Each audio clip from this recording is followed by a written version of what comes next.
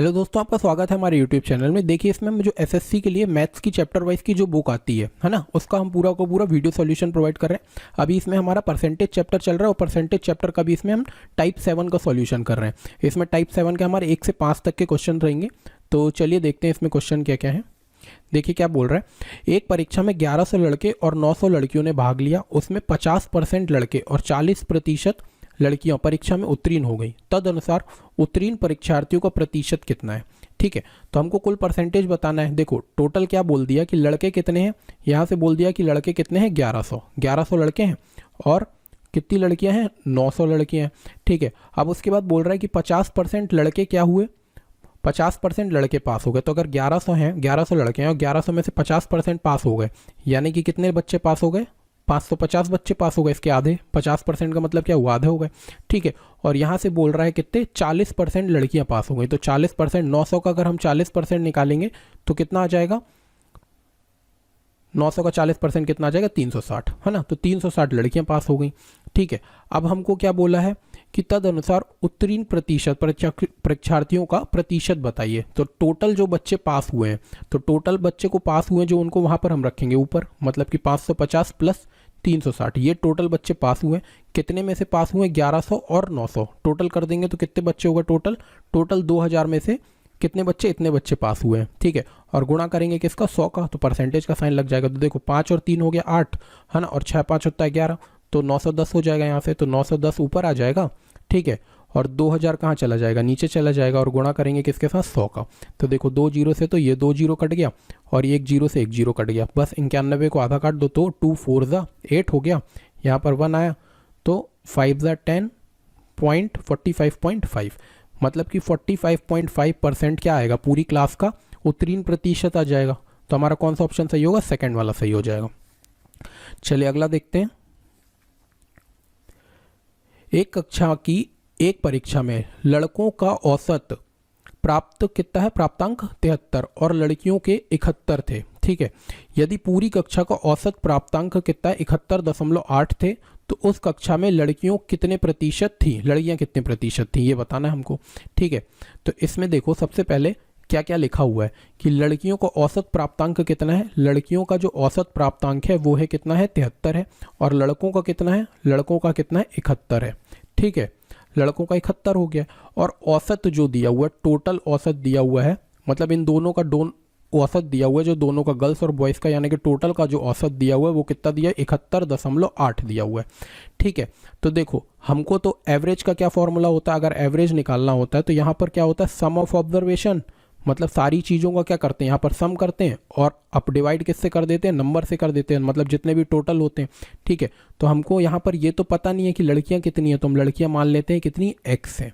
ठीक है, और लड़के कितने हैं, लड़कों को y मान लेते हैं। ठीक है, तो यहाँ से अगर हमको इनका औसत निकालना होगा तो देखो 73 लड़कियों, एक लड़की का मान, मतलब औसत का मतलब क्या होता है कि हर लड़की के पास 73 नंबर तो आ ही रहे होंगे।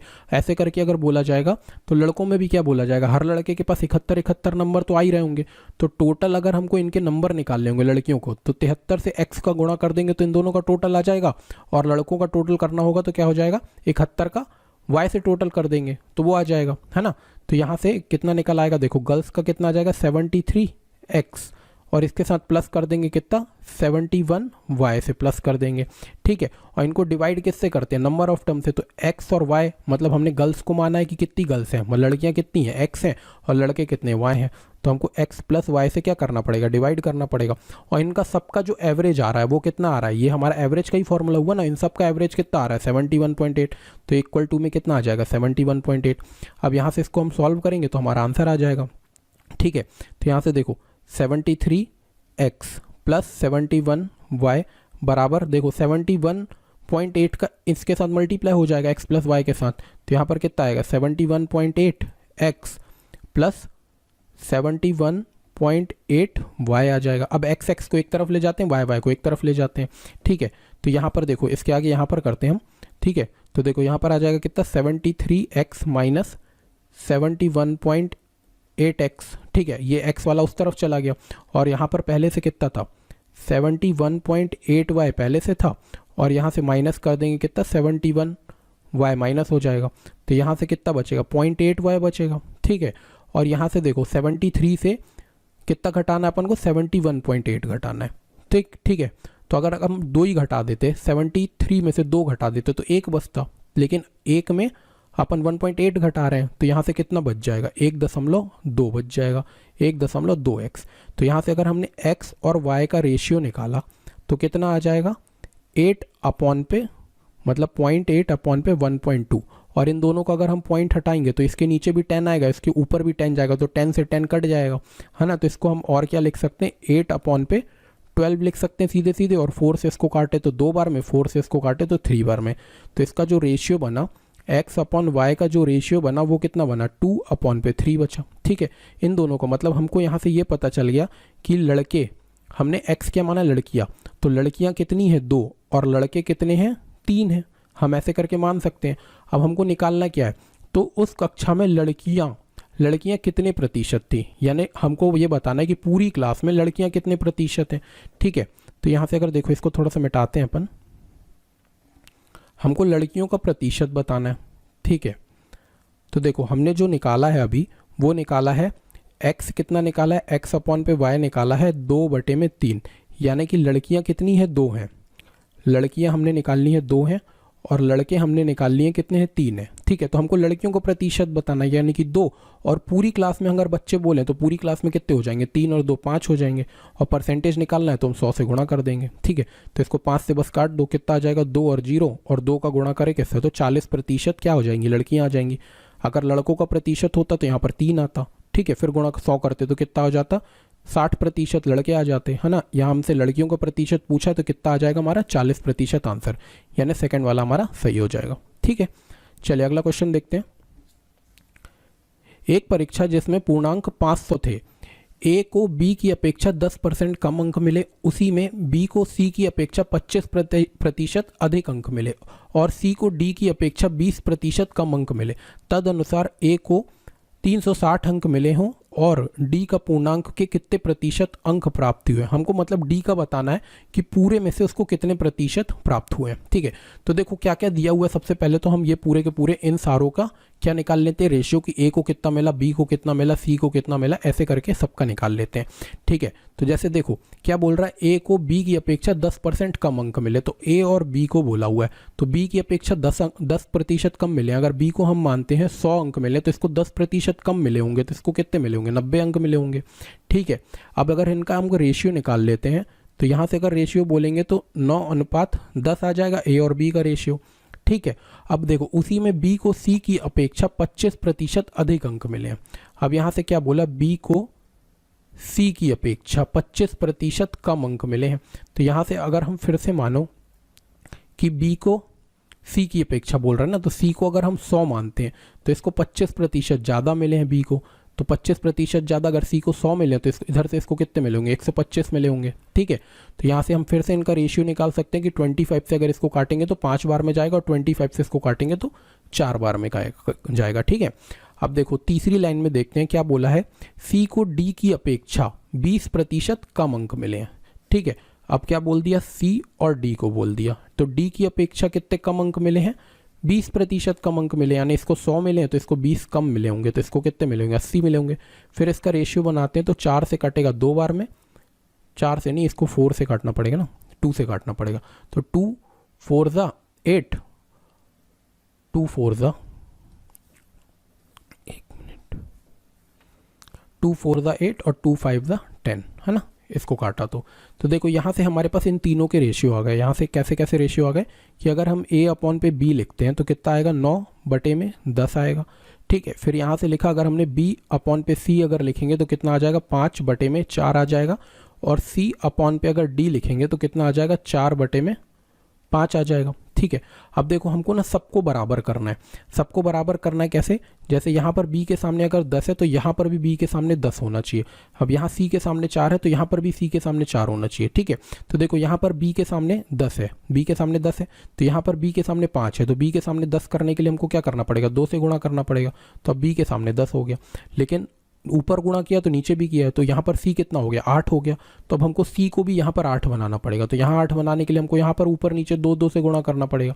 ठीक है, तो देखो अब सब बन गया है।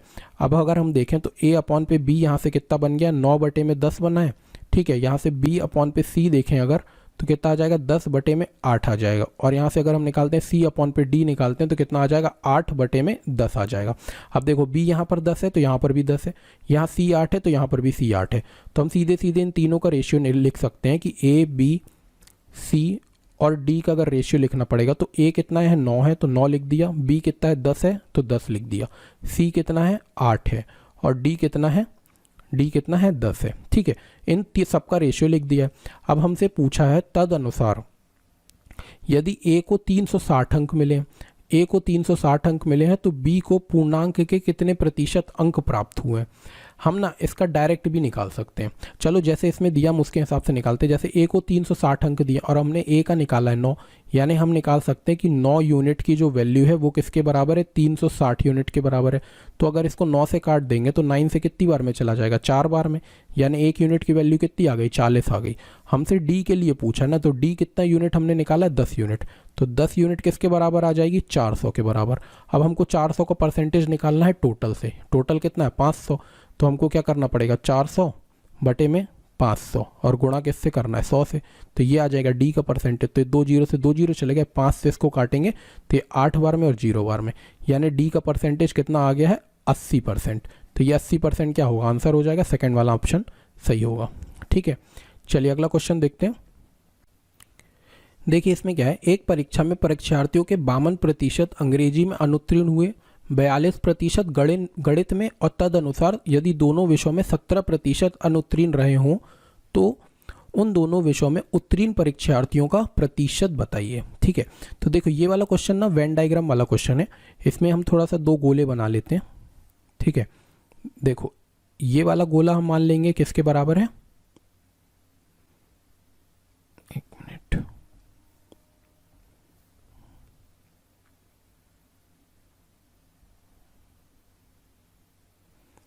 चलो देखो ये वाला गोला हम मानते हैं कि जो अनुत्तीर्ण हुए हैं, है ना, किस में इंग्लिश में, यानी कि जो इंग्लिश में अनुत्तीर्ण हुए हैं वो क्या परसेंटेज दिया हुआ है 52%। तो यहाँ पर हम लिख लेते हैं कि 52% जो इंग्लिश में क्या हुए हैं फेल हो गए हैं। ठीक है, और यहाँ पर क्या मानते हैं कि जो मैथ्स में अनुत्तीर्ण हुए हैं, तो मैथ्स में कितने हुए हैं 42%, और जो दोनों में फेल हो गए हैं वो कितने हैं, ये है 17% जो दोनों में फेल हो गए। तो देखो यहाँ से ना ये तो बोला नहीं है कि केवल इंग्लिश में, अगर केवल इंग्लिश में बोला होता तो ये 52% केवल इंग्लिश माना होता।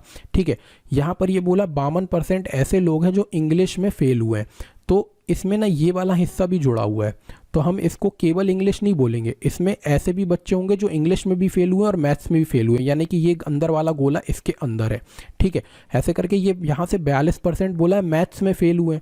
ठीक है, तो इस 42% में भी ये 17% जुड़ा हुआ है। ठीक है, तो अगर हमको निकालना होगा कि केवल इंग्लिश में फेल हुए बच्चे कौन है, तो हम क्या करेंगे 52 में से 17 को घटा देंगे।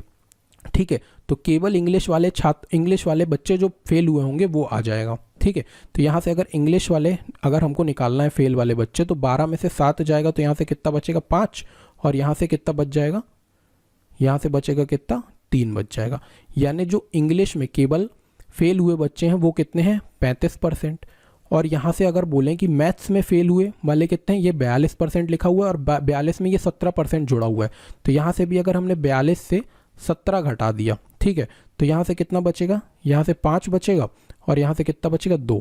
तो मैथ्स में केवल मैथ्स का अगर बोलेगा हमसे तो हम क्या बोल देंगे 25% ऐसे बच्चे हैं जो केवल मैथ्स में फेल हुए, और 17% ऐसे बच्चे हैं जो दोनों में फेल हुए। तो अगर हम पूरे फेल हुए बच्चे निकालना चाहें तो हम क्या बोल सकते हैं कि देखो जो इंग्लिश में फेल हुए हैं वो कितने हैं 35 हैं।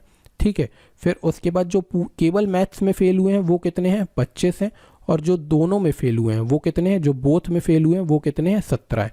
अब इन तीनों को जोड़ देंगे तो ये हमारे फेल हुए बच्चे निकल आएंगे। ठीक है, तो देखो इन सबको जोड़ दो तो कितना आ जाएगा 10 और 17 का यहाँ पर आ गया 7, यहाँ पर आया कितना 2 4 और 4 और 3 7, यानी 77% छात्र ऐसे हैं जो किसी ना किसी सब्जेक्ट में फेल हुए हैं। ठीक है, और हमसे क्या पूछा उत्तीर्ण परीक्षार्थियों की संख्या बतानी है, प्रतिशत बताना है, तो 77% तो ऐसे हैं फेल हुए हैं, तो टोटल बच्चे कितने रहेंगे 100 रहेंगे, तो 100 में से अगर हम 77 को घटा देते हैं तो पास हुए बच्चे निकल आएंगे, तो पास हुए बच्चे कितने आ जाएंगे 23%। तो ये हमारा क्या हुआ आंसर हो जाएगा 23% इसका आंसर होगा, फर्स्ट वाला सही होगा। ठीक है, चलिए अगला क्वेश्चन देखते हैं। एक परीक्षा में 40, 50 तथा 60 छात्रों वाले 3 समूह ने भाग लिया। उसमें उनका उत्तीर्ण प्रतिशत क्रमशः 100%, 90% और 80 था। ठीक है, तद अनुसार उन सभी समूह में कुल छात्रों का उत्तीर्ण प्रतिशत बताइए। ठीक है, तो देखो यहाँ पर बोल रहा है तीन टाइप के बच्चे हैं, मतलब कि ठीक है 3 टाइप के बच्चे हैं। पहले में कितने हैं 40 हैं, दूसरे में कितने हैं 50 हैं और तीसरे में कितने हैं 60 छात्र हैं। 3 समूह दे दिया, ये मान लेते हैं कोई ए समूह रहा होगा, ये कोई बी समूह रहा होगा, ये कोई सी समूह रहा होगा। इन तीनों ने भाग लिया है। ठीक है, अब उत्तीर्ण प्रतिशत किस हिसाब से लिखा हुआ है, देखो पहले में 100 बोला हुआ है, तो मतलब उत्तीर्ण यानी पास होने वाले बच्चे, तो यहाँ पर पूरे 100% पास हो गए। पहले में देखो 100% लिखा हुआ है, तो पूरे 40 बच्चे पास हो गए। अब यहाँ पर दूसरे में क्या बोला हो 90% पास हुए, तो 50 का अगर हम 90% निकालेंगे तो कितना आ जाएगा 45, यानी कि 45 बच्चे यहाँ से पास हो गए। ठीक है, और इसमें कितने बच्चे पास हुए 80। ठीक है, तो 60 का अगर 80% निकालेंगे तो कितना आ जाएगा 48 बच्चे पास हुए हैं। ठीक है, तो इन सबको अगर हम टोटल कर लेंगे तो हमको पता चल जाएगी कि टोटल कितने बच्चे पास हुए हैं। ठीक है, तो 8 और 5 कितना हो जाएगा, 8 और 5 13, 12 और 1 13, तो मतलब टोटल पास बच्चे कितने आ गए 133। हमको निकालना क्या उन सभी समूहों के कुल छात्रों का उत्तीर्ण प्रतिशत बताना है। तो क्या करेंगे, जितने बच्चे पास हुए उनको ऊपर रखो। ठीक है, टोटल कितने देखो 6 4 10, ये 100 हो गया 150, तो 150 से इसको डिवाइड कर दो और गुणा किससे करना है 100 से। तो 50 से सीधे देखो 3 बार में गया, 50 से कितनी बार में चला जाएगा 2 बार में चला जाएगा। ठीक है, तो ये बस इसको क्या करना अपन को, पहले इसको 2 से गुणा करते हैं, 3 से भाग दे देंगे, तो यहाँ पर आएगा 6 6 और 2, और इसको अपन ने 3 से भाग दिया तो कितनी बार में जाएगा 3 से 8 बार में 24 जाएगा। फिर यहाँ पर आया कितना 26 हो गया। ठीक है, फिर से 8 बार में कितना चला जाएगा 24 चला जाएगा, बचेगा कितना देखो 26 है ना, 24 चला गया तो बचा कितना 2, और नीचे कितना है 3, तो 88 सही 24 26 बचा ना, हाँ 88 सही 2/3, 88 सही 2/3 कौन से ऑप्शन में, पहले ऑप्शन में, ये वाला हमारा सही हो जाएगा। ठीक है, चलिए इसके आगे के क्वेश्चन हम नेक्स्ट वीडियो में मिलते हैं। और आपने अभी तक हमारे चैनल को अगर सब्सक्राइब नहीं किया है तो सब्सक्राइब कर लें। इस टाइप से हम पूरे क्वेश्चनों को सॉल्व कर रहे हैं, पूरी किरण की बुक सॉल्व करेंगे। ठीक है, चलिए मिलते हैं नेक्स्ट वीडियो में। Thank you.